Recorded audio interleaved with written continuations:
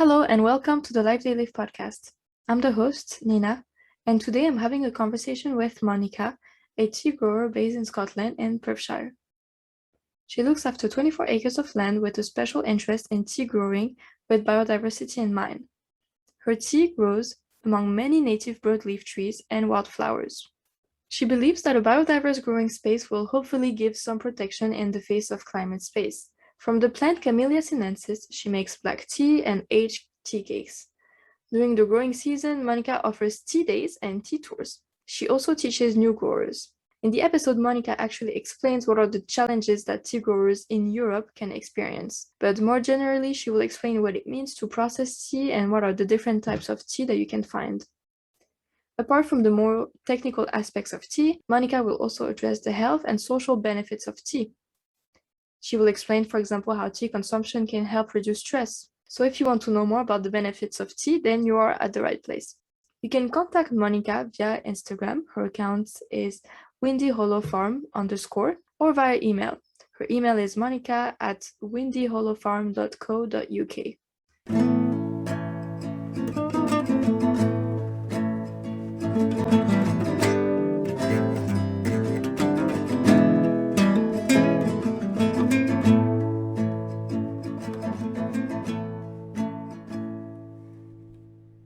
So hello, Monica, how are you doing?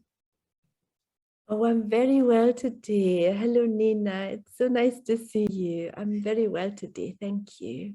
Yeah, I'm very happy to be doing this episode with you. And you're also a podcaster, so that's the first for me actually to do an episode with a podcaster. So I'm very excited. And we're going to talk also about a topic that I've never mentioned in this podcast. So could you just introduce yourself and tell us what we're going to talk about today? Yes. So what shall I say about me? I'm Monica. I live in Scotland. I'm a tea grower. That's the Camellia sinensis kind. I'm a tea processor. I look after about 24 acres of land here. And I'm very, very interested in biodiversity growing. And I'm interested in kind of thinking about how best to grow tea in the future in the face of climate change.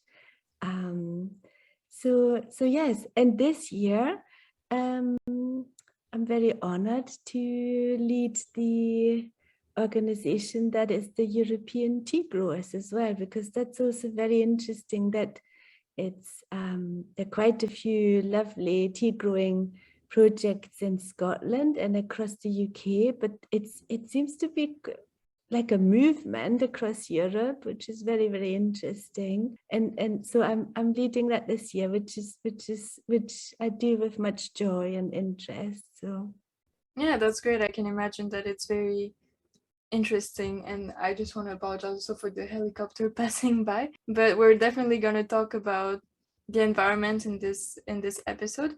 Just before we start talking about these issues, can you just explain to us what it means to be a tea grower? So it's quite a simple question, but I think it would be good to start with that.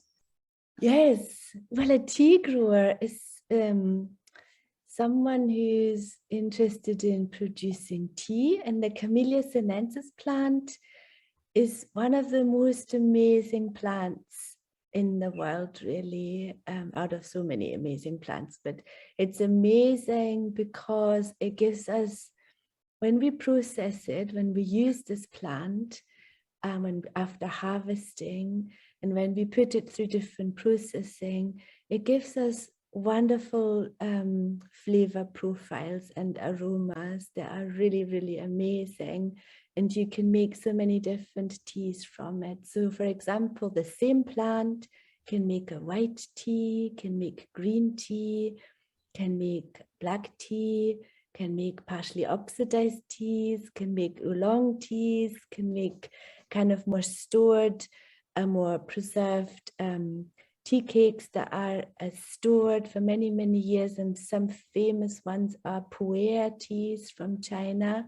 That sometimes you get them. I had one that was stored since the 1940s, and it's just, oh, it was the most delicious drink.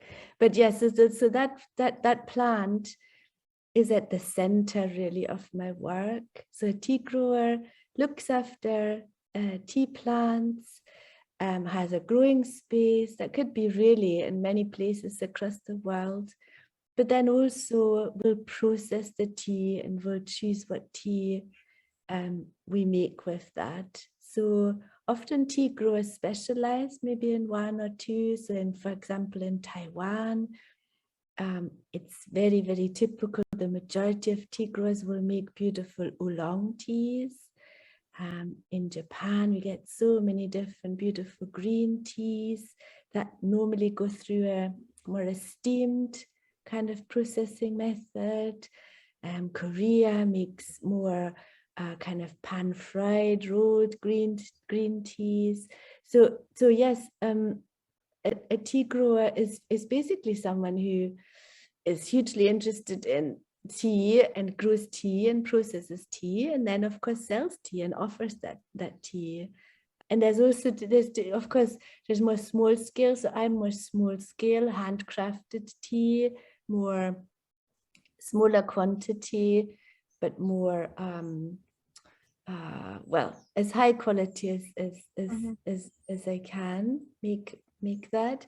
And then there's also on the other end of the extreme is more the kind of mass-produced tea that you get in the tea bag. It comes from the same plant, but is processed totally differently. So that's maybe... It's like two different words, no, right? Between these type of companies that produce a lot of tea and more small scale tea growers. I can imagine that it's a totally different universe actually. It is definitely, maybe with many other products the same, you know. You get more the mass-produced side and the more the kind of handcrafted artisan type of tea of maker. So yeah, it's true.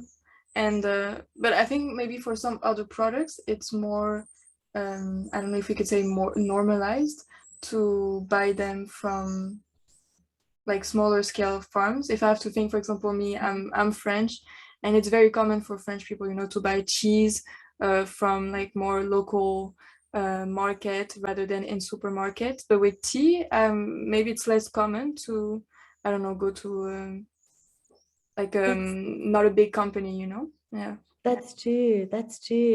But there's quite a bit of change, Nina. I mean, that's true. I mean, when we say tea, often many people still say tea and actually also mean herbal infusions. And I do some herbal infusions, the beautiful chamomile.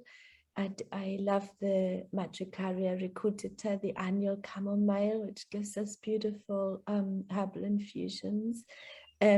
But when I refer to tea, really, then I mean products that are made from the Camellia sinensis plant. And I guess we're not so used to, as consumers, to just pop in the shop and get that more handcrafted, because the makers that make it handcrafted, traditionally, you know, in China, there's many in China and in other traditional tea countries, it would just be sold there locally. It wouldn't really reach Europe. So before this movement started with growing tea here in Europe, it was very rare to get any handcrafted tea, you know, over here. It's more like buying, you know, much larger quantities. So yeah, that's the reason why. But it will, as those projects mature a little bit across Europe, because it takes for a tea garden a good like 5, even 10 years for the plants to mature in a way where you can harvest, where you have enough yield. As they mature, we will see it more and more in shops as well, which will be really, really nice. Yeah. Yeah, it's like you said, it's nice that it's changing and that now we can also grow tea in Europe. I mean, I don't know if also climate change plays a role. So I don't know to what extent maybe environmental issues, also impact how now we can produce certain products in places that before we were not able to. So I don't know if that plays a role also with tea actually, or would you say so? It's true. I don't know if that's the main reason why people take it up in Europe. I do know that in Europe, farmers and growers have over the last 10 years thought a bit more about alternative crops. I think that is the case, and maybe some have reached or come across the tea plant and have considered that. I think climate is definitely changing across Europe and also in traditional tea growing countries like in Taiwan, for example. You see that whereas in early, so the first flush is the first growth, the first new leaves in springtime after the winter months. And the first flush in Taiwan, normally you could have they used to put it in the diary and it would be that day. It would be so reliable. Okay, that's the day or that's the week when we get that. And now that's not happening anymore. The last few years, so climate change has introduced unpredictability with tea growing as well, which is a huge challenge in some traditional tea growing countries because if you have, like, let's say you have harvest, you have pluckers coming, imagine you have 10 or 20 people coming, normally in that week, it's all scheduled, but then you maybe have a late frost or you have lots of rain or you have unpredictable weather patterns, and that really is very challenging. So that's an example in Taiwan, but in Europe, yeah, I mean, I feel like there is more of a summer here, I guess. So temperatures are rising. But even within Europe, our weather and temperatures vary quite a bit. And my tea growing friends in France could have very different challenges to me. Like, for example, they could have it quite dry because the Camellia sinensis plant, even though it likes a bit of warmth to grow, it also likes humidity. So if you have a long drier period, you've got to also think about, okay, how do I create maybe microclimates? That's also my interest. If you reintroduce more trees, you hold moisture in within a small area as well. So these are the things maybe we could consider when we think about growing in the face of climate change. Just, okay, if I have a likelihood of drought every summer, at least if I have some suitable trees, the humidity and the rain that I do get is a little bit more trapped, or is a little bit more, contained within that area. So things like that. So I don't know if that answers your question. I don't think that climate change is just purely the main reason why people are considering it, but maybe some do. I mean, there are now at least about 50 projects, tea growing projects across Europe. So that's quite a lot. And probably people have a variety of reasons for trying it out as well. Yeah, I would say it's probably several factors that impacted and not just one, of course. But I wanted to talk also a bit about being a grower in Europe, because I saw that you mentioned on your website, that growing tea from seed in a cold climate can be challenging and require a lot of patience. So I saw that you actually offer courses for tea growers in Europe, if I'm not mistaken. Can you tell us maybe what are the main areas for learning how to grow tea in Europe? And I mean, of course, you teach probably a lot of things in these courses, but what are the main areas that you like to focus on in your teaching? Oh, well, if you come totally new to tea, but you're interested in the plant, you have a growing space, then there are quite a few things to consider when you start. So you have to consider, for example, okay, do you want to grow from seed or cuttings? That's just one. So seedling plants will give you a totally different root system. Cuttings are a little bit more shallow root system. Seedling plants give you a real big tap root as well, which is possibly more suitable if you have more frosty winters, because if you have a deep frost, you're not necessarily losing the plant, you see, but if it's a cutting and you have a shallow root system, it gets all a bit geeky now, sorry. But so basically that's one thing to consider. We talk a lot about hand holding in the first 5 years when tea plants are young, and you do grow in a more colder climate. Then there is quite a bit of hand holding. So for example, you need to consider animals that may nibble on your young plants. You need to consider rabbits, voles, mice. So if you were to put seeds directly into the ground, maybe the mice, and if you have squirrels nearby, they would maybe just nibble on them, and then you would have nothing left. So you have to learn to possibly start your plants somewhere in a protected area, and then plant them out. You have to then decide, the spacing between plants. You have to think about if you have very windy conditions in the winter, for example, how do you plan your kind of wind protection? Are you interested in very natural look, and what plants would you maybe choose? How do you do the first winter protection? What materials do you use, for the first few frosts until your plant is maybe a bit more hardy?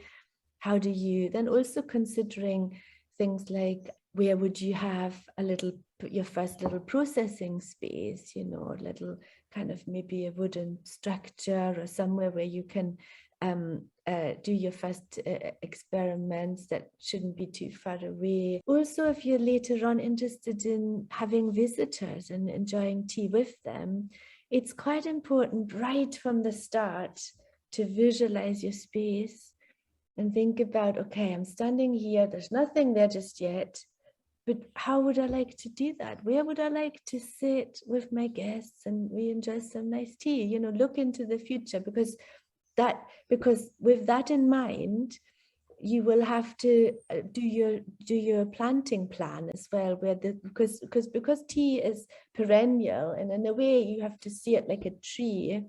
So because tea is a long, very long living plant, and you're not going to shift it around. It's not like an annual crop. So wherever you put it will be its final place. Well, it's gonna last much longer than all of us.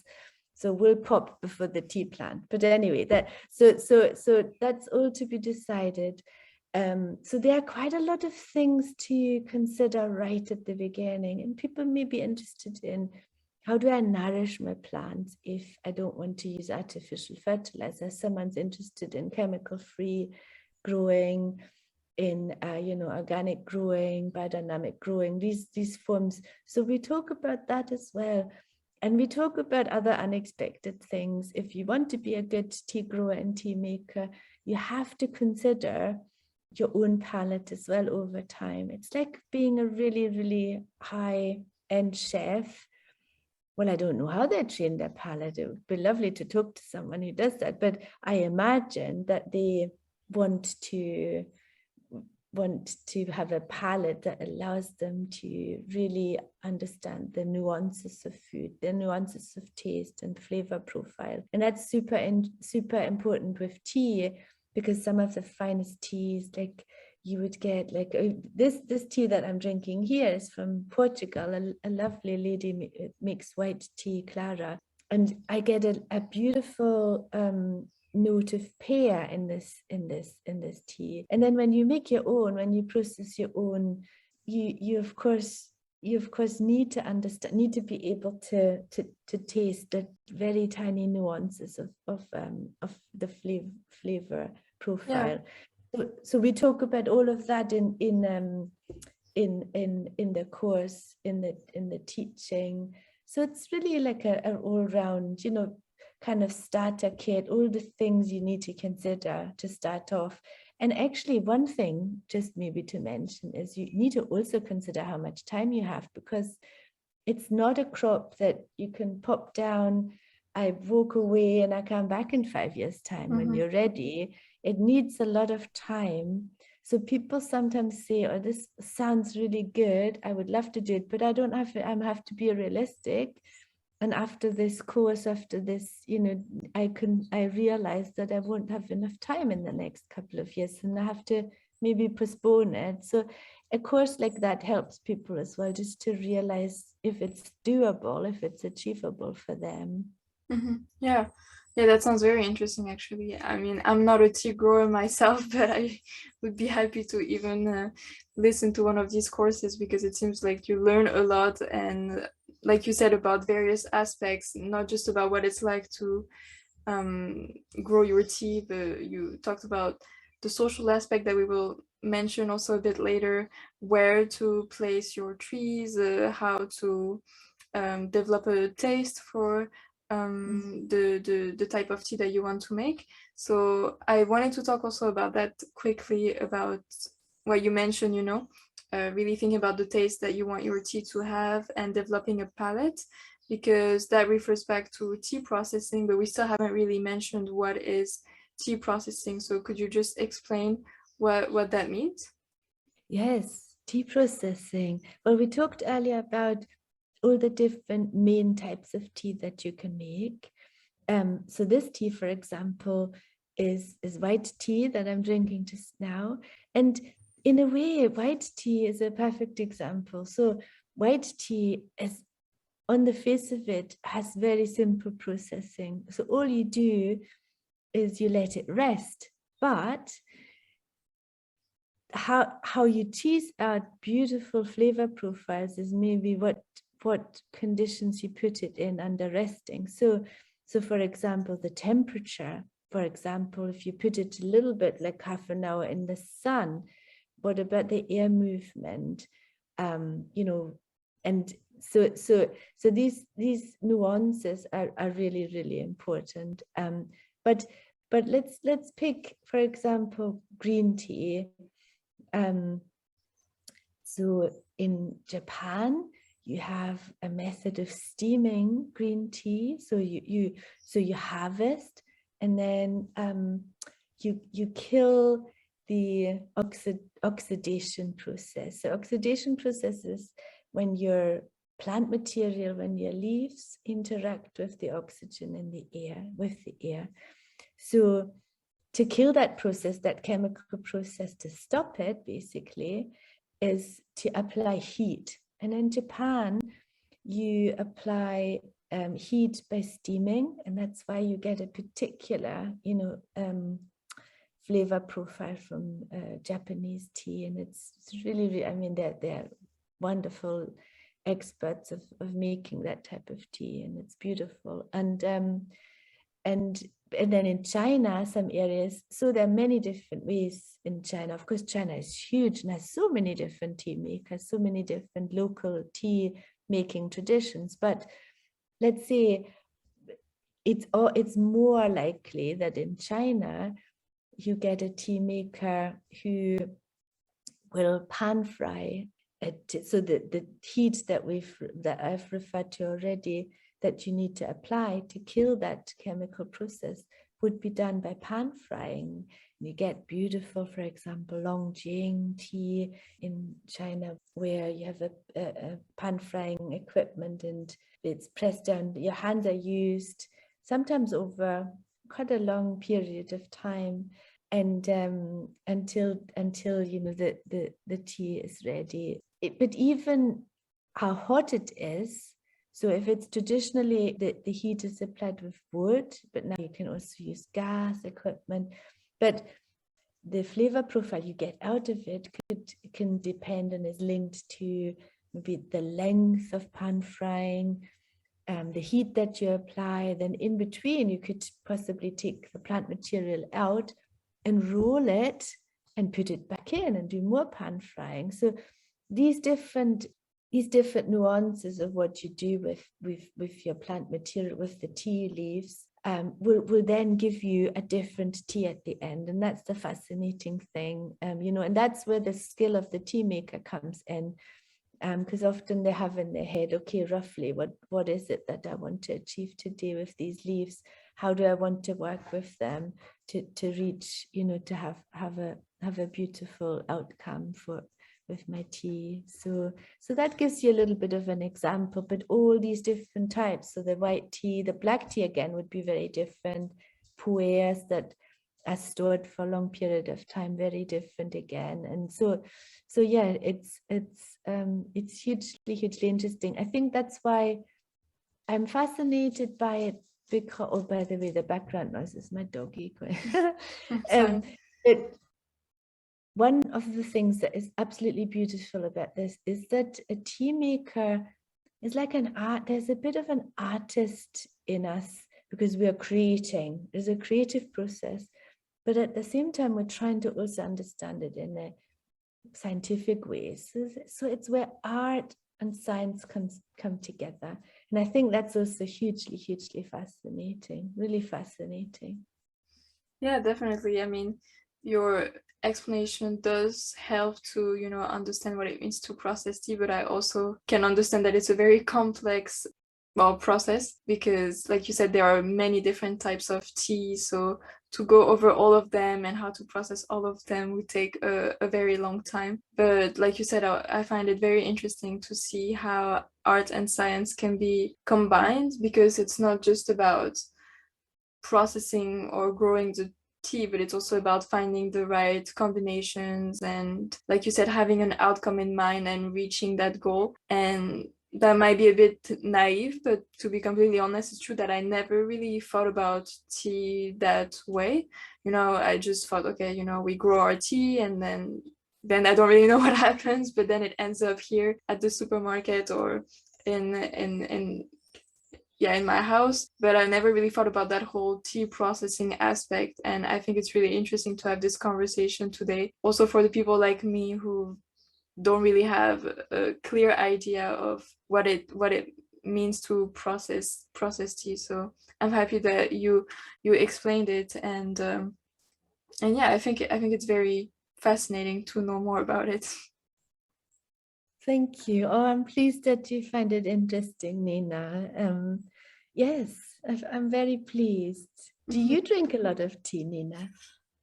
Yes, I do, but to be honest, I don't drink a lot of tea that comes from, local, small scale places. So I definitely want to do that more now.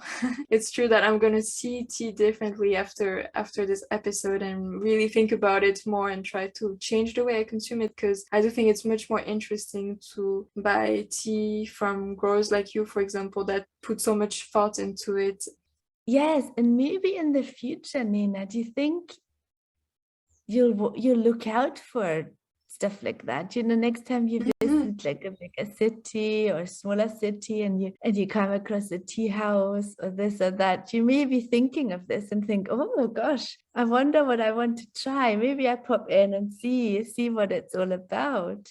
Yeah, no, but that's for sure. I mean, that's also why I love doing this podcast, is that it also affects me, the conversations I have, and it changes also my way of thinking of how I see the world. So definitely now, I mean, what I've been doing more and more, I forgot the English word for this.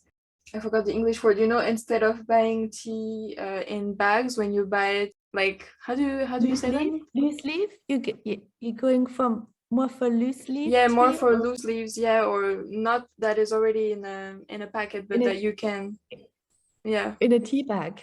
You mean not in a tea bag? Yeah, not Or in a tea bag, but that yeah, we see loose leaf tea as opposed to, so there's tea bag tea and then there's loose leaf tea, and where you use a pot, or yeah. okay, yeah. So that's what I meant, loose leaf tea. So I've been doing that more instead of buying my tea at the supermarket. I'm trying now to go more to stores that are specified or specialized, sorry, in tea, and buying my tea like that. But the next step now would be to actually go to a more local market, or I don't know actually where do you sell your tea, for example? Is it like online, or do you in your community? Yes, it is probably people kind of tend to just get in touch with me because I'm in the first, like, let's say this is year 6. So over the last few years, I actually didn't have a lot of volume. So it's just sold out right away, basically, because the amount is quite small. So but as that increases, just because my plants are more mature, there are a few places, mainly across Europe, some tea houses that I work with, and you can get my teas there. So, but also directly from me still. So Yeah, yeah, yeah. yeah, But I it's would. mainly it's like it is more, Nina, is at the moment it is more of let's say it tends to be very attractive to tea geek. I call them tea geeks. I'm a tea geek as well. So across the world, it's a bit like any specialized kind of product where you get a number of people across the world who are just interested in that. So there's an interest in single estate, kind of more handcrafted teas, high quality teas, and people like to buy them, and sometimes they buy them in quite small quantities. It can be a bit expensive, but you only need, for a good tea session, you need about 5 grams or so. And sometimes it's very sweet. You even get groups of people who maybe even order some tea together or share some tea together, and then try it out in the group as friends, tea tasting circles, and it's really quite fun. So yeah, those tend to be the people. So when I say single estate, I mean, those tea geeks, those tea people are interested in maybe buying a tea where they know exactly where it has grown and where it has been made. And it's like from this one place. It's not blended. It's not like you get like breakfast teas. I mean, you can get wonderful breakfast teas, but normally they're all blends.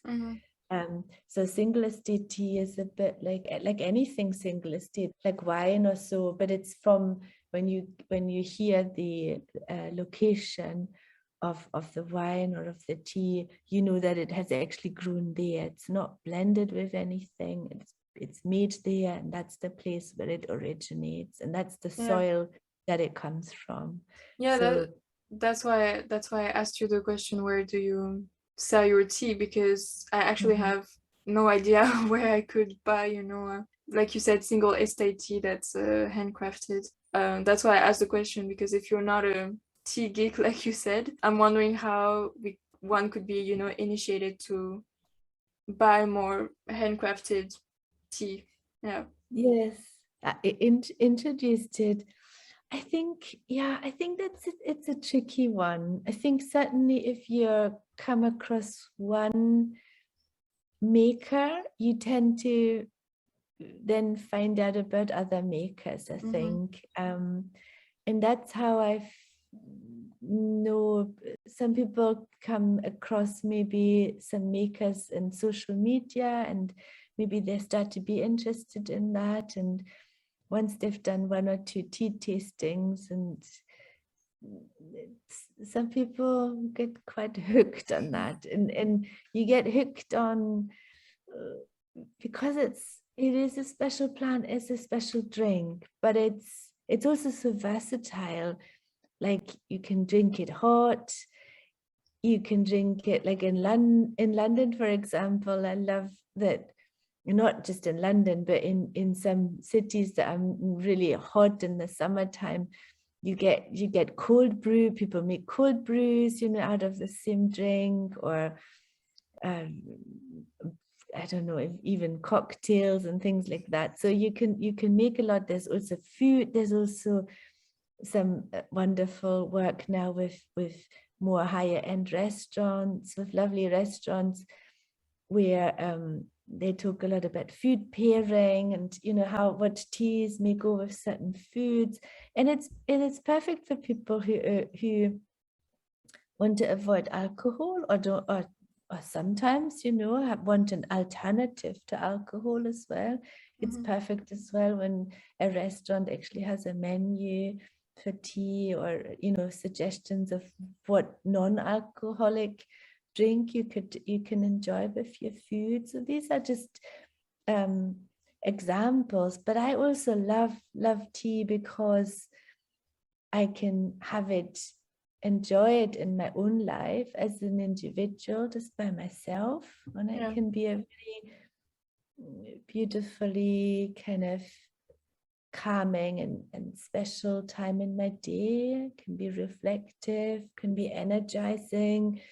But also it's also a social drink, like we've mentioned before. You can very much enjoy it with friends and with a lot of respect as well. Like how I was introduced to this was in Taiwan, actually.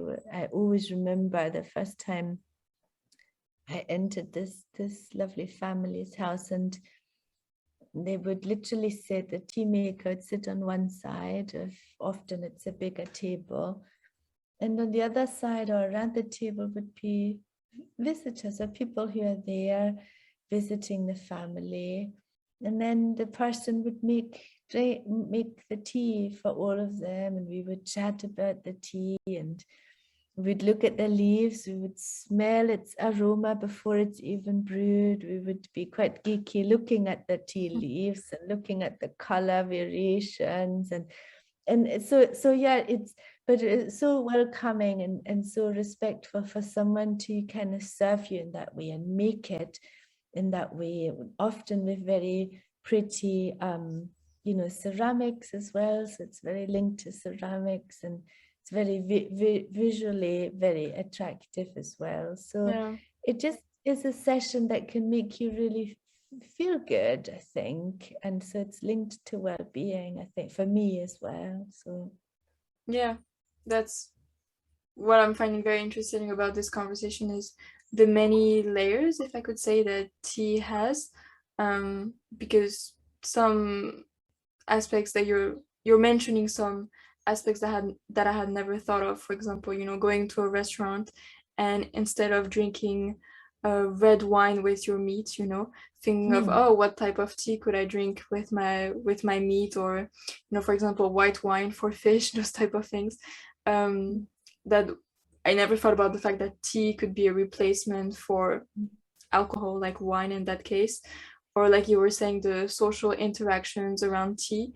It's true that if you're not too much of a tea geek, maybe you don't really think of these aspects, but I find them very interesting, because you can see also how tea links with wellness. So that was also one topic that we were going to address in this episode, and I definitely think that it's great that we mentioned that, because in the podcast I always try also to link the episodes with wellness, because I think that's a very important thing to do. And like you said, tea can strengthen social interactions, and you already explained how. And I was wondering also if you want to talk a little bit more about the benefits of consuming tea when it comes to learning to slow down and contemplate on yourself. You explained already that for you it's a moment where you can just relax and take a moment for yourself. So how can tea help us slow down when we have a busy life, and help us contemplate on ourselves?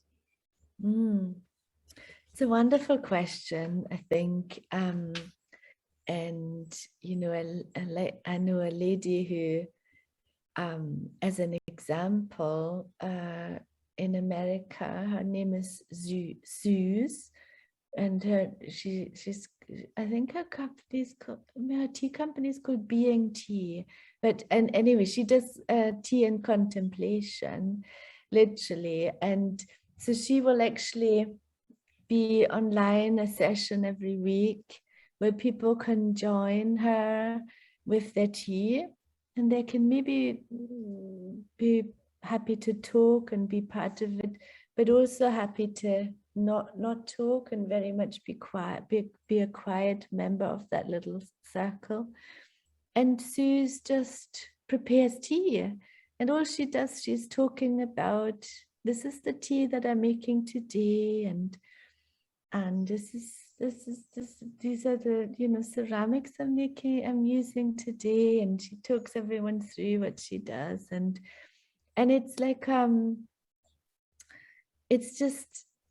it's actually a really lovely introduction, something like that. And there are probably many examples. It's just one example. And I think it's wonderful that this is happening online now as well, now that we can't really travel so easily to places. But it's a wonderful example for someone maybe to be introduced to that when they haven't really come across, using tea for well-being in their own lives, because it's so suitable for that. We have, a lot of people have very busy lives, quite a bit of stress, but also with COVID, I personally feel there's a lot of reflection, there's a lot of pressure on, okay, how do I possibly change my life, or what does this whole COVID mean for my life? Will I change? Will I not? Well, what will, so how do people change around us? I think COVID has been so strange for everyone that it's a good example for considering, where are my strengths, and where's my well-being, how's my mental health doing, how robust am I day to day, and what could I be using to help me with that. And tea, I think fine tea is one very, very good example of something you could use. So why I think that is, so there's the actual tea, there's the tasting and drinking, a very delicious drink. Then there's also the cultural aspect to that.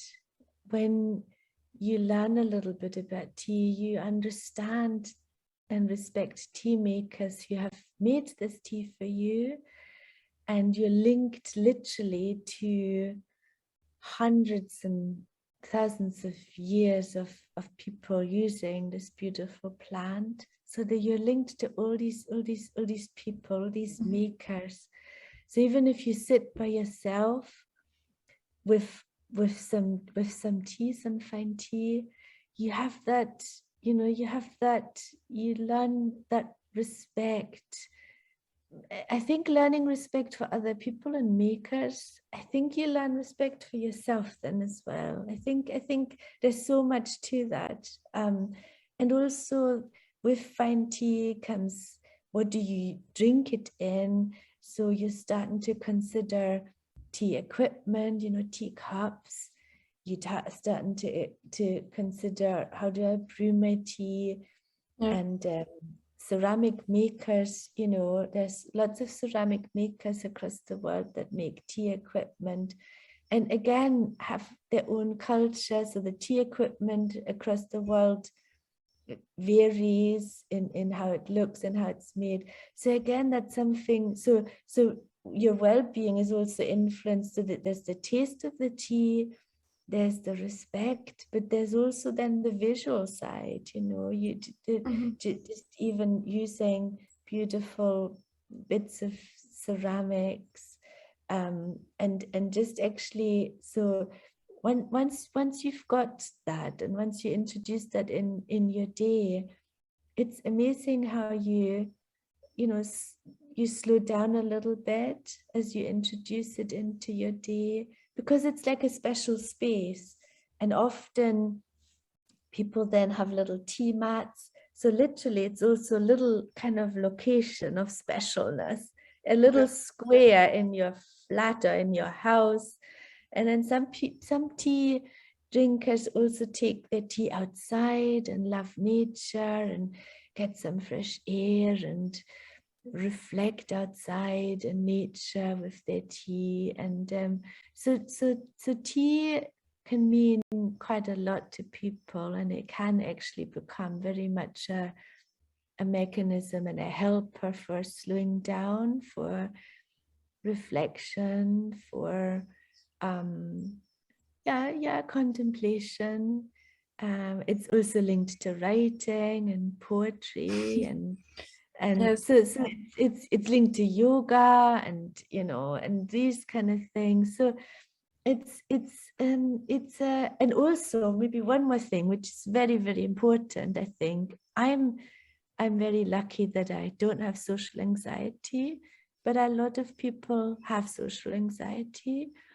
And also in my own family, I know people who have social anxiety. And I feel tea and tea serving and tea together, even online or in person, allows you to kind of focus on the equipment and the tea, and maybe a little bit not on yourself and on your own anxiety. It's like perfect, you sit together and you talk, you have a topic to talk about, to focus on.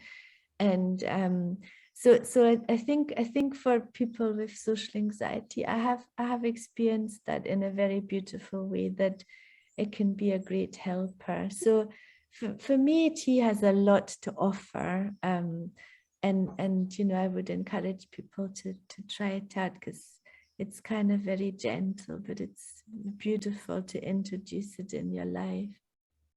What you mentioned, I think, is that it's important to have a holistic view, on how you consume tea. So it's about the equipment, like you were explaining, the space you take to consume your tea, the social relations that are linked with tea.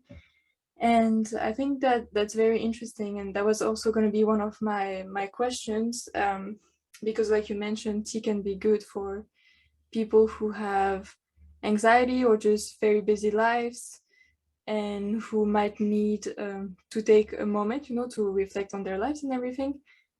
So I was going to ask you actually how one should consume tea, but you already kind of answered my question, because I guess it's not just about coming back from work and then taking a cup, like a random cup, and then drinking your tea in front of the TV. Then I guess that doesn't really, impact you a lot. But yeah, so I thought that could have been a good question for anyone, listening to this episode and maybe suffers from anxiety or anything else, and thinks, okay, I want to start drinking tea. Maybe it can help me. A lot of people who have anxiety or other mental health issues, or just that are very stressed, we recommend them to do some yoga, meditation, and anything like that.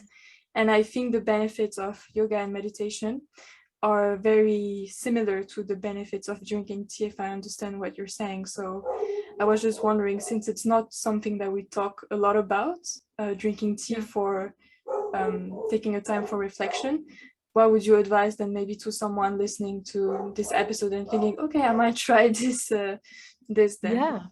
Yeah. I think it's a mix of two things. So one is, in a way, you've got to find your own style of what you're happy with.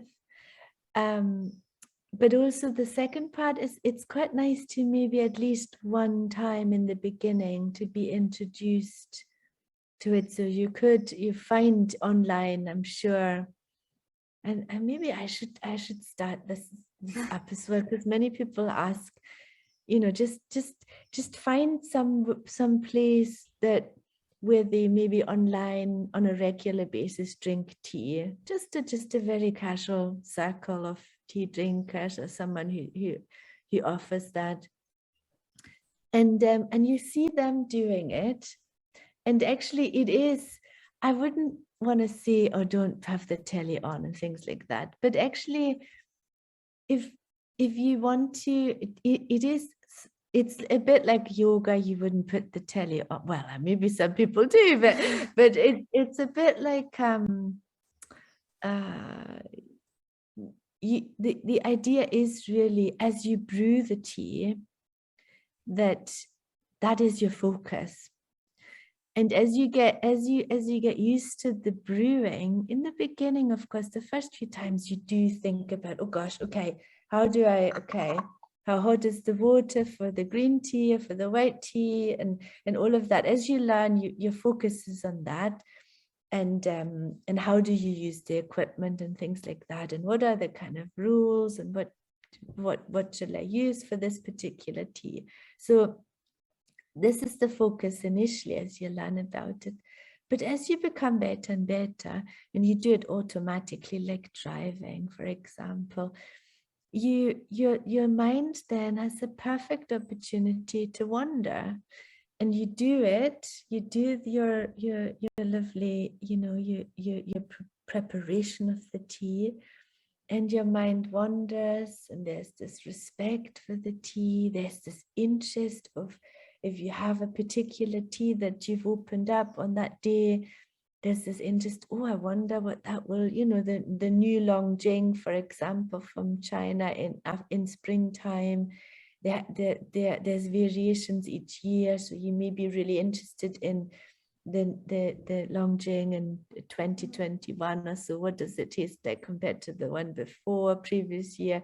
So you have the respect for the tea, and so I think as that journey develops, you develop a little bit with your tea drinking, and that's the beauty of it. It won't be the same in the beginning, and after a few months you have carved out this little bit, may it be 10 minutes, maybe half an hour of your day or of your week, this kind of time where you can enjoy a taste, have respect for the maker, have interest in this particular product, but also have a little bit of contemplation, a bit of reflecting on your week.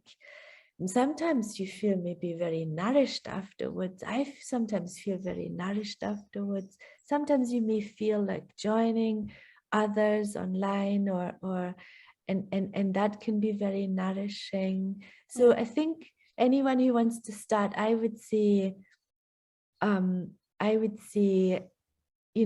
look, maybe try and join in the beginning, just so that you can see how others do it, and you will then find and develop your own way. And you also maybe will make right away some really nice friends or people who also enjoy tea, and that's a beautiful starting point. Yeah, but I can definitely imagine how drinking tea can help, because I mean, I'm definitely not an expert on meditation, but if I'm not wrong, a lot of times meditation is about also focusing on some parts of your body, on your breathing, on the sensation that you have maybe in your hands, like in your entire body. So if I may say, yeah, for some people it might be hard sometimes, meditation, because they might struggle really to focus on these different aspects of their body and take the time to reflect. But I feel like with tea, it might be easier, because like you say, you can smell the tea, then you focus on your smell, you can taste it, then you focus on, okay, what do I feel in my mouth right now? Like you say, it might be cold, it might be warm. Like you can literally feel the tea, in your body. So I feel like it might be easier for some people that maybe struggle with meditation. It's another alternative that could help. I think that's a great point, Nina. I think that's a great point. And that reminds me of a lovely chap, ceramicist in America. His name is Shiloh. And he actually does, he welcomes people to classes where he considers what does he call it? He calls it somatic experience. So it's basically, but it's basically, it's the idea that tea can give you different experiences in your body, and that only makes sense. You can get relaxing tea, you can get energizing tea, so that's totally linked to what you said. I mean, if you have problems with or find it hard to meditate or to kind of de-stress or to just take your mind off your all the busy thoughts that you have, it's one way of maybe just drinking tea and just being allowed to just look at, okay, how does it affect my body? And you will realize that it has quite an impact on your body, actually. But you're right, it may ease you into like a more of a meditative process, you know, because you're then allowed to focus on the one thing, and that is, you know, how does this affect my body? And by doing that, you do kind of slow down a little bit, you focus, you stop worrying about all the other things that you had to think about during the day. So yeah, it's perfect, and that's a really good point that you've made. Yeah, I mean, for me also that's a very important topic because I'm an anxious person, so I can imagine myself, you know, drinking the tea and how that could help me. So that's why it's also a topic that I'm very interested about, because yeah, I can see the benefits that it can have. So again, I already mentioned this at the beginning of the episode, but this whole conversation definitely motivates me, you know, to know more about tea and to consume more tea, more also quality tea, because like we already explained, it's not just about the tea, but also where it comes from, the soil in which it was grown. And that's an aspect that we haven't really mentioned yet, but that's really important. So I think it would be nice if we talk about that now a little bit, about how to grow tea and be respectful of the environment. And you mentioned actually on your website the different types of farming, so biodiversity farming, organic farming, and natural farming. But it's true that it can be hard to know the difference between all these. So can you maybe explain what the differences are and how you grow tea yourself in terms of the ecosystem? A lot of tea is grown with you know, using the use of pesticides and a lot of artificial fertilizer, because I guess over many years that's how large scale tea managed to produce the high yield and just to get the volume. Okay, so but if you're interested in more of a chemical free, more gentler on nature and on natural farming, then it's, you know, it's wonderful topic to explore. And there are these different approaches, as you say. So for example, briefly, organic farming just basically means that you have the absence of chemicals. It can still be fairly monoculture based, but it's more of the absence of chemicals, and also a consideration about the health of the soil is very important in organic farming. Biodynamic farming comes from Rudolf Steiner, which he did a lot of writing a kind of 10 years ago or so, and he talked a lot about making different preparations to help our plant, our crop. So basically the idea is using plants to nourish and protect plants. So you make preparations out of plants, for example, the chamomile, horsetail, nettle is very important in his writing. You use those plants to basically nourish and protect your crop. So that's one of the main points of biodynamic farming. It's very interesting farming, quite a lot of additional work and preparation, and then there's permaculture, which is also very fascinating, I think, approach. It looks really at many different parts. It also looks how the layout of your growing space, looks at reuse, recycling, it looks at composting, it looks a little bit at the human well-being within the growing space as well. So it's very interesting, and all of these approaches overlap a little bit, but they also have differences. Natural farming is also very interesting, and it's really the idea that over the years you do less and less.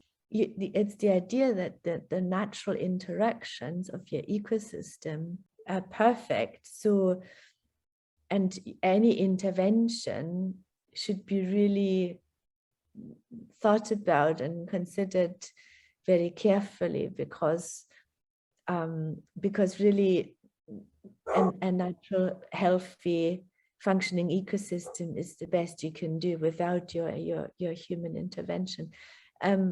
And it's very interesting. I mean, natural farming, you get kind of also newer ideas and understanding of soil and mycorrhizae. I'm super interested in mycorrhizae, which is a fungal systems in the soil that are partners to plants.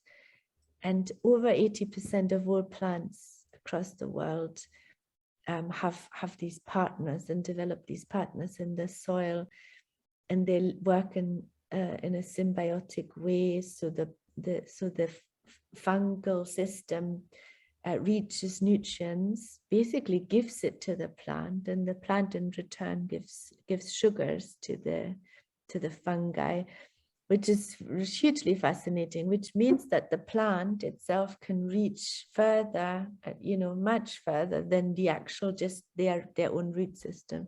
So of course, if you think about then spraying with pesticides and fungicides, of course you interfere with this system that's perfectly working, by itself. So these are hugely interesting topics, and as a grower, very, very important to consider and to learn about, I think, as well. Soil is not just kind of the brown stuff. It's just so complex. And I think to some extent, the majority of us who haven't learned it at uni, the majority of us who've just done school biology, we've got quite a simplistic idea of what soil is. And only if you literally dig deeper, you can learn how complex soil is and how soil can help you with your plants. So I don't know if that's really if I've answered the question, but really, I guess what I want to say with that is that there are a number of kind of approaches for growers that are chemical free that we can learn about and we can use if we want to work a little bit more along, together with nature to create a healthy ecosystem. But also, I guess, the less chemicals we use, the more healthy, of course. I mean, by definition, and I hope I'm not saying anything controversial here, but but the healthier it is, the product that we're actually consuming and eating, because it's much less likely that it includes chemicals and that we put in our body. So that just only makes sense, to think of it like that. So yeah, my interest is very much in exploring and understanding more and more, not being at a standstill myself as a grower, but really keep pushing myself with that, and because there's so much to learn. Yeah, I mean, actually, when my first year of university, I remember we had a week that was dedicated to soil. So the entire week we just learned about soil. I mean, I have to be honest, I don't remember that much actually. It was 3 years ago, I think now. But I can definitely imagine that soil is it's very complex, and I think, people have a good idea about why, of course, soil is complex, but we tend to maybe, I don't know how to explain this, but we tend to, not really give too much importance to soil, I guess, on our daily life. That's not really what we focus most on. But I can imagine that as a grower, obviously, it's a big part of your work also to understand more about the soil, and also about, the organisms and the animals, of course, that live in it. So yeah, I'm sure that you could talk a lot about it and why it's important, but that's why I wanted to really focus a little bit in this episode about this topic, because I know that it's an important part of your work, and that for you it's very important to respect the environment, because while doing so, you're not just, of course, respecting the environment, but also, like you mentioned, it's a healthier option, right? So it's also in terms of respect for the clients, the people that buy your tea, or just for you as a tea consumer. So it's I can imagine why it's such a big aspect of your work. Yeah. And what people maybe don't know, I didn't know this, Nina, is that if you use certain fertilizers, artificial fertilizers, you actually influence the taste of the product. So Really? some teas that we drink, the taste of the tea is actually directly linked to the fertilizer used. So it's very interesting. And I don't know if you know the idea of umami. Yeah. So umami can be created very strongly with certain artificial fertilizers. So it's really interesting, isn't it? I mean, do we taste what we think is we taste a certain plant? Well, we search a tea, but we actually taste the use fertilizer. of the fertilizer. I find it really fascinating. I didn't know this before I was in tea, and now I understand that much better. Yeah, no, that's crazy. But you would imagine that fertilizer has more of a bad taste, no, rather than. Well, Yeah. it's not.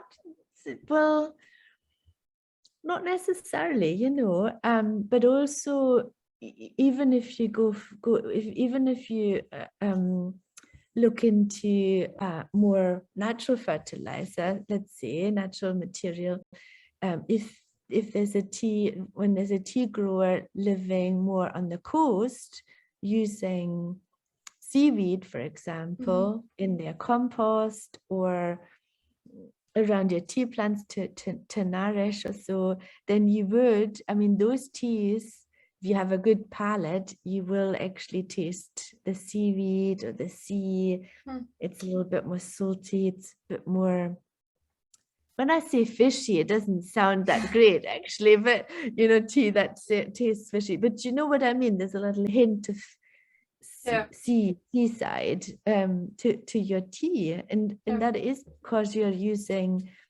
because you're close to that seaweed, you have that air there, so it does come through in your plant, and therefore it comes through in your tea.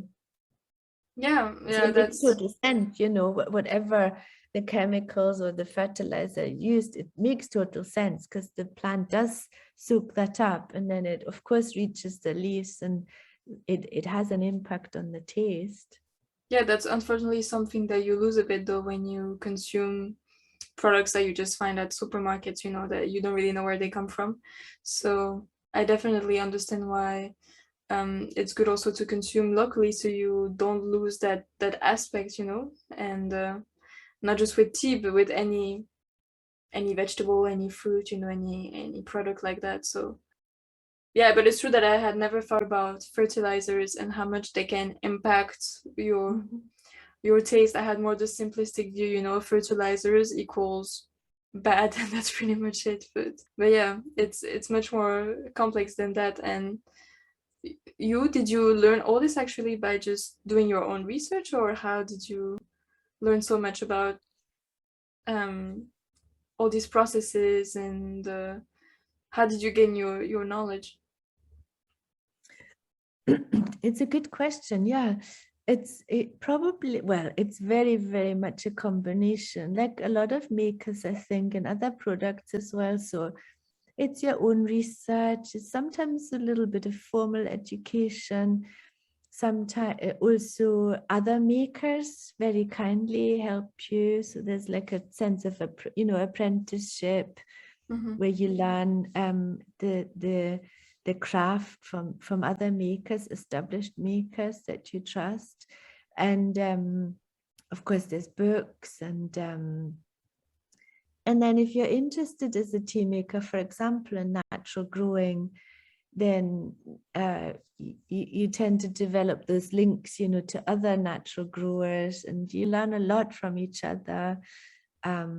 So I think, yeah, learning has come to me many different directions, and I'm a strong believer of definitely, lifelong learning, and to keep pushing yourself as well, and not be at a standstill, and stay fresh in your practice. And I think it's really, really important. And in tea, there's so much to tea that, I definitely will learn all my life, and that won't stop in my life. There's so much to learn. And there's a lovely book. It's just a wonderful example, these 950 pages, The Tale of Tea, by George van Drim.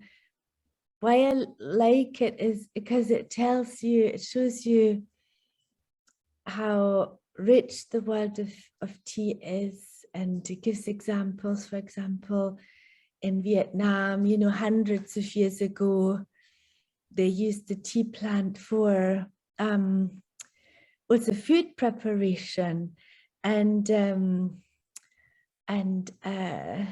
for example, they made dishes, they made food using tea and storing it in the ground, maybe for months and months, and then taking it out, and it was preserved and it was used for food. So the tea plant wasn't always used just to make this beautiful drink.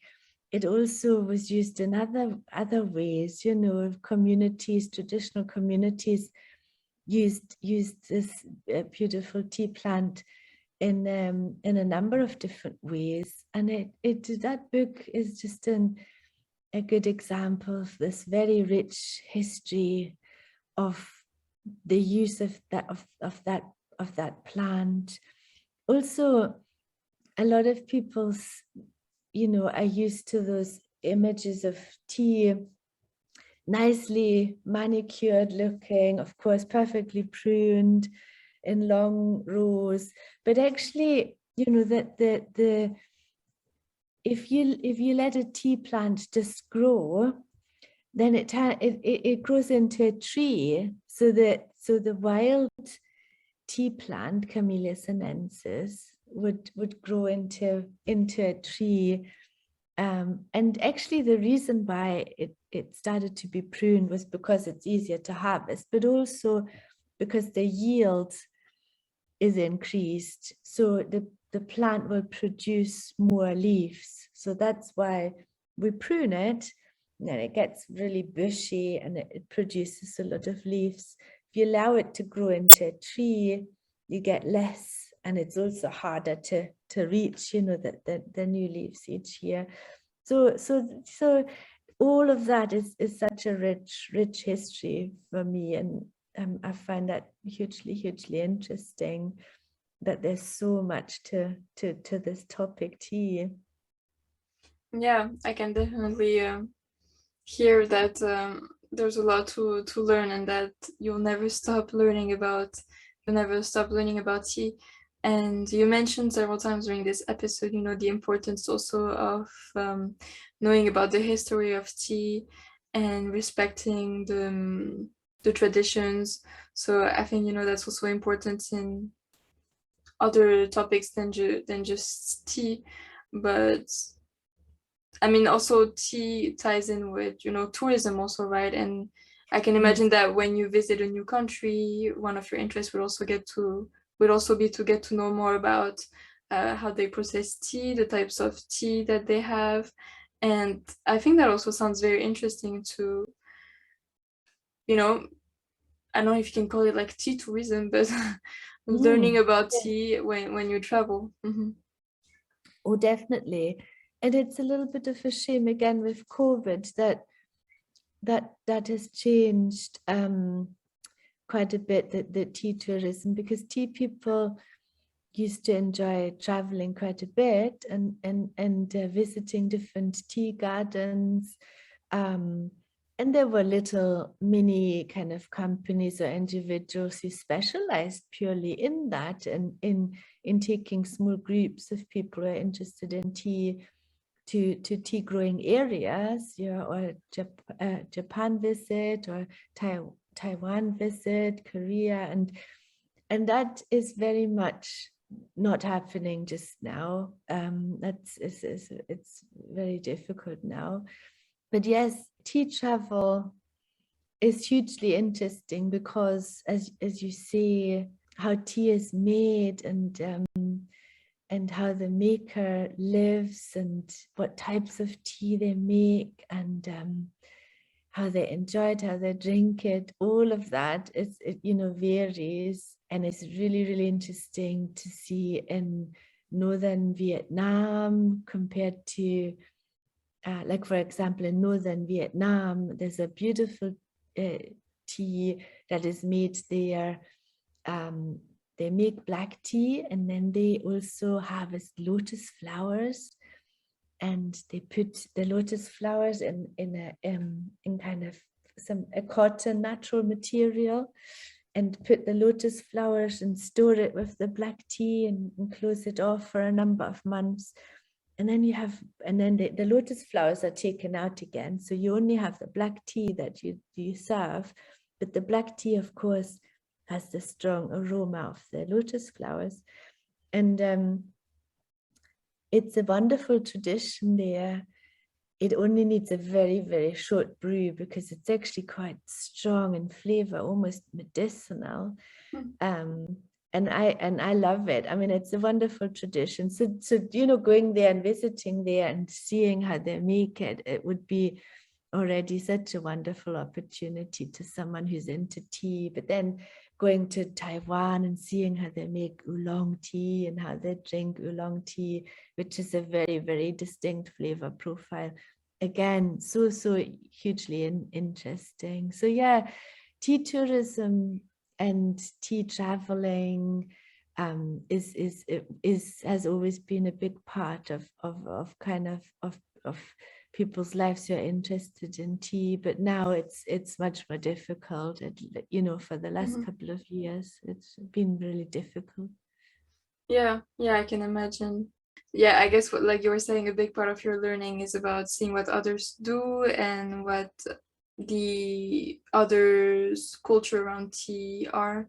So I can definitely understand why it would be, complicated to not have this opportunity anymore to travel and discover more, because it's a way to feed your curiosity. Then I would imagine that it gives you also more time to reflect on your work maybe and on on your farm. I mean, that's the thing with COVID, right? That for a lot of people, since they could not travel, then they were forced kind of to examine. You kind of mentioned that earlier, actually, to examine what they're doing in their life, in their environment, and yeah, it's a way of forcing yourself to be more present, maybe, I would say. Yes, I think I agree with you there. It's been a different time, and it has been a great opportunity to focus more on your own, what you're doing, what you want to achieve, what you want to learn from it, how you may want to change, all of those questions. And also what you said before, Nina, is very true. It is just also enjoying a little bit what's available locally. And for us also, visiting, you could still visit maybe other tea growers within Europe as well. So going a little bit not so far as well. So these are really important points as well. Yeah, definitely. I think just appreciating a little bit more what's nearby or within a few hundred miles away, and not always feel like you've got to go to the other side of the earth, I guess. Yeah. Yeah, because of course it's very interesting to travel, but I guess sometimes I don't know if you can say the mistake, but the trap would be to just focus on what you don't have, and what you could discover, and not what's around you in your surroundings. Yeah. Mm-hmm. That's very true. And of course also travel, if you look at climate change and you want to think a little bit more about, not flying that much. I mean, to some of those traditional tea growing areas, there's not a lot of alternative, although I would love to have the time to take the train all the way from Scotland to China. But I think that would take me several months, wouldn't it?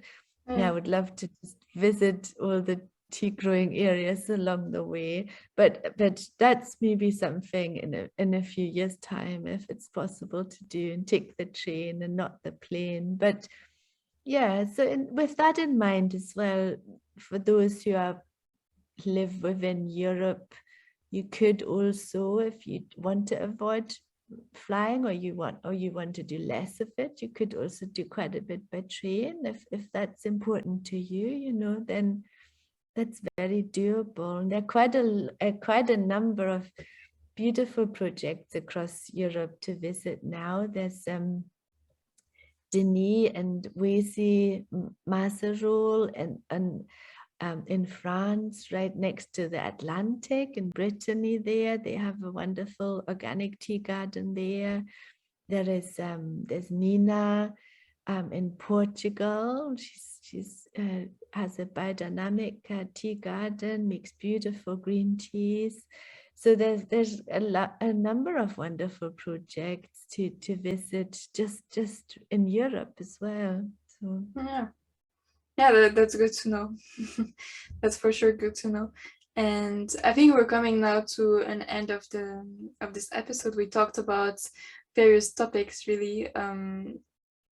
What I think is very important to remember are all the environmental aspects, but also the well-being aspects, the social interactions that can be strengthened with the tea drinking, and obviously your job as a tea grower was also an important point, to address in this episode. So I'm very happy to have done this episode, because I learned a lot, and I definitely feel like now I have more knowledge on the process of tea making, but also tea drinking, because this episode is not just for tea growers who would like to know more about what it's like to grow tea, but just for tea consumers, whether you are already advanced or more of a beginner. So now I'm thinking more, of course, of all the well-being aspects that we talked about. So that's why I think this episode was very rich, and I'm very happy to have done it. I'm sure if I learned something, that other people will also learn from this. So again, I want to thank you so much for taking the time to have this conversation and to share your expertise also with the listeners. Oh, Nina, you've been a pleasure. It's been so nice to get to know you, and thank you for having me. And I'm so pleased to share my love for tea. And if people want to get in touch, please do, via my Instagram or via my email, or, you can maybe make that available with your episode. And yes, it's been really lovely, this kind of hour or so with you. And Really, thank you, Nina. You're a wonderful podcaster, actually. You made it super easy for me. Thank you, thank you. That's very nice to hear. I mean, I started this podcast in February, so I still consider myself a baby podcaster, if we can say. Yeah. And you know, it's not easy every day to reflect on yourself and know if what you're doing is right or wrong or what you can improve. So it's definitely great to hear that. And I think the most important thing, I mean, that's the concept of my podcast, right? To share the passions of others. So I was going to say the most important thing is always to do things with passion. And I can definitely see, you know, it's obvious that you have a love for tea and that you're very passionate. So I'm very glad that you shared this passion with us today. So that's all about the podcast. It's passions and, you know, just learning. So I think it was very great to have you on the podcast. And if you just want to mention maybe what your Instagram is so that people can find Oh, you yes, easily. yes. So it's Windy Hollow Farm with an underscore. There's another Windy Hollow Farm actually in America, but that's not Really? me. But they look lovely too. But so it's Windy Hollow Farm underscore. That's me, and you can see me right away waving at you probably when you find me on Instagram. So that's kind of most probably on Instagram is where you see most of my, you know, up-to-date work and lots of visual stuff of what I do. But you can also get me via my email, and that's Monica with a C at windyhollowfarm.co.uk. If you want to email me, you're very welcome. And it'll be lovely to hear from you. And yeah, and lovely to see you, Nina. And maybe we should share a tea together sometime. That would be wonderful, wouldn't it? We'll share a proper tea together. I'll send you tea. I must send you a tea, and then online we can share. We can try it out together. That would be nice, wouldn't it? Yeah, I mean, I was about to ask you actually if there is any way to get some of your tea because I'm very curious now. You know, we talked so much about tea, Yes, so I yes, feel like it would be great to try some. So, if of yes. course, I don't know if right now you have you're selling some tea or not, but I would definitely be happy to try some of it. And yeah. Yes, today is the last day of the season. Mhm. Last time I make tea, and today I will make some tea cakes, which Okay. maybe sounds very unusual to someone who doesn't know a lot about tea cakes. But tea cakes are basically a type of tea that is stored for 1, 2, or 3 years or longer. But in my case, 1, 2, or 3 years. And basically it develops a richer, more complex aroma and taste throughout those couple of years. So that's why tea cakes are made. But they can be made in a more of a greener style or more of a black style, so darker cake style. So yeah, and then you brew them in a similar way. You then break them up, or sometimes use a special tea knife, break it up, and you can brew it as well with Okay. sometimes sometimes hot water, almost 100, or sometimes if it's more on the greener side, the guidance maybe just to go for 85 or 90. So yeah, but that's a whole different topic. The water with tea, and you know, the geekiness of temperature with tea brewing. Maybe that's for a different episode.